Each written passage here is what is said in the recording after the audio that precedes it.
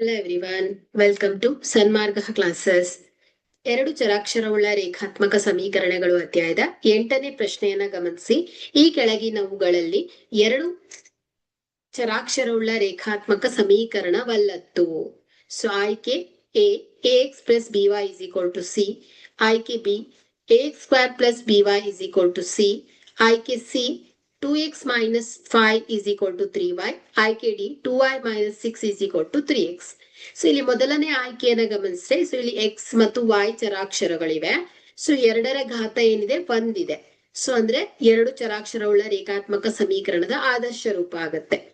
So ಇಲ್ಲಿ ಆಯ್ಕೆ C ಅನ್ನ ಗಮನಿಸಿದ್ರೆ, ಸೊ ಇಲ್ಲೂ ಕೂಡ ಹಾಗೆ x ಮತ್ತು y ಸೊ ಎರಡು ಚರಾಕ್ಷರಗಳನ್ನ ಹೊಂದಿದೆ. ಸೊ ಇದರ ಘಾತ ಒಂದಿದೆ. ಸೊ ಹಾಗಾಗಿ ಇಲ್ಲಿ ಇದನ್ನ ನಾವು ರಿಅರೇಂಜ್ ಮಾಡಬಾರ್ದ್ರೆ 2x minus 3y is equal to 5. So ಇದು ಕೂಡ ಏನಾಗುತ್ತೆ ಹೇಳಿ, ಎರಡು ಚರಾಕ್ಷರವುಳ್ಳ ರೇಖಾತ್ಮಕ ಸಮೀಕರಣ ಆಗತ್ತೆ. ಸೊ ಆಯ್ಕೆ ಡಿ ಅನ್ನ ಗಮನಿಸಿದ್ರೆ, ಸೊ ಇಲ್ಲಿ ಎರಡು ಚರಾಕ್ಷರಗಳಿದೆ, ಅವುಗಳ ಘಾತ ಒಂದಿದೆ. ಸೊ ಇದನ್ನ ರಿಅರೇಂಜ್ ಮಾಡಬಾರ್ದಾಗ 3x ಮೈನಸ್ 2y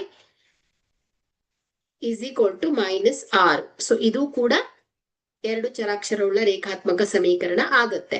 ಸೊ ಇಲ್ಲಿ ಆಯ್ಕೆ ಬಿ ಅನ್ನ ಗಮನಿಸಿದ್ರೆ, ಸೊ ನೋಡಿ x ಮತ್ತು y ಎರಡು ಚರಾಕ್ಷರಗಳಿದೆ, ಬಟ್ ಇಲ್ಲಿ x ನ ಘಾತ 2 ಇರೋದ್ರಿಂದ ಸೊ ಇದು ಎರಡು ಚರಾಕ್ಷರವುಳ್ಳ ರೇಖಾತ್ಮಕ ಸಮೀಕರಣ ಅಲ್ಲ.